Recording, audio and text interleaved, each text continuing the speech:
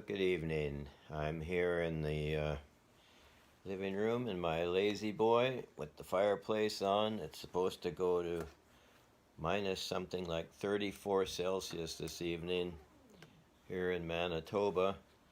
It's not exactly an exciting thought, but I'm trying a new idea how to communicate some key points in a way that I could still connect with you and yet have it on a kind of like a PowerPoint slide so that you could follow along with what I'm talking about, and I would be kind of tucked down in the corner. I have done a number of these, but it was a number of years ago, and I've got to try and revisit my understanding of it. Excuse me. But what I wanted to cover in this particular section is something that I've entitled Three Phases of Resurrection. Three phases of resurrection. Now, I know that that's going to be a troublesome statement to many people because at least they consider just a singular resurrection for believers. But I'm absolutely convinced that Scripture does not limit it to that.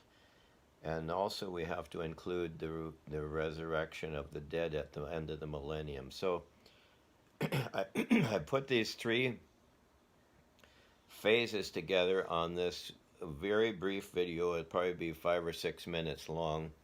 But just to give you a way to put this around in your understanding that there's this phase, and this phase, and that will give you a framework from which to work to try and unravel the mystery of the resurrection in the Bible. Because in the in the beginning of the church, when the apostles went out, their message was the hope of the resurrection. And so we need to see what is all encompassed in the hope of the resurrection. And I think that this could be of some help to all of us to get our understanding a little bit clearer than currently what it might be. Okay, so let's do this together. Three phases of resurrection. Phase 1, it takes place before the tribulation. Now, the pre-tribulation rapture people are already getting excited. Don't get excited too quick. We'll look at Revelation chapter 3, verse 10. Because you have kept my command to persevere, I also will keep you from the hour of trial, which shall come upon the whole world to test those who dwell on the earth. This is a very famously quoted verse to justify the pre-tribulation rapture of every believer on the planet. However, that's not really what this is saying. Listen to this clause. Because you have kept my command to persevere. The question would have to be, are all the believers persevering? Are they overcoming? Have they not denied his name in any way, shape, or form? All these kinds of things add into this.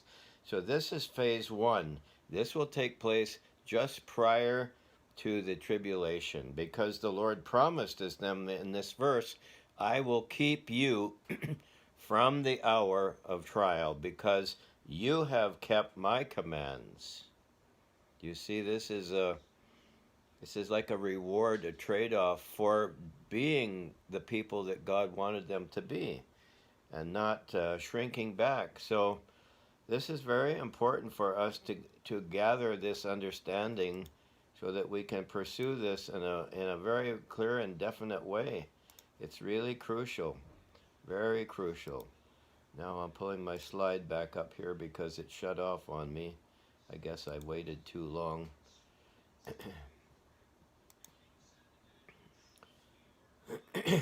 Let's move then to phase number 2, post-tribulation. Now the people who are of post-tribulation rapture will be happy, because this is very hard to argue against this passage of Scripture. I really I really understand that. Now let's read this together. Okay, Matthew 24:29. Immediately after the tribulation of those days, the sun will be darkened, and the moon will not give its light. The stars will fall from heaven, and the powers of heaven will be shaken. Then the sign of the Son of Man will appear in heaven, and then all the tribes of the earth will mourn, and they will see the Son of Man coming on the clouds of heaven with power and great glory. And he will send his angels with a great sound of a trumpet, and they will gather together his elect from the four winds, from one end of heaven to the other. Wow. This is immediately after the tribulation. The verse clearly states that. Immediately after the tribulation, the Lord will come, and all the elect from all four corners will be gathered. Then we have phase 3, post-millennial. Now, if you're an amillennialist, this will be a problem for you, but I love you anyway. Okay, Revelation 20, verse 5, it says this, but the rest of the dead did not live again until the 1,000 years were finished. We have to reconcile that. This is the first resurrection. And then Revelation 20, verse 15, and anyone not found written in the book of life was cast into the lake of fire. So we have phase 1. Before the tribulation, the overcomers are raptured to the throne of God. And I'll develop this more in the individual sections. Phase 2, post-tribulation. At the end of the tribulation, and Scripture says immediately after the end of the tribulation, the Lord will come, to summarize it. And then the third phase will be after the millennium, at the great white throne judgment seat of great white throne.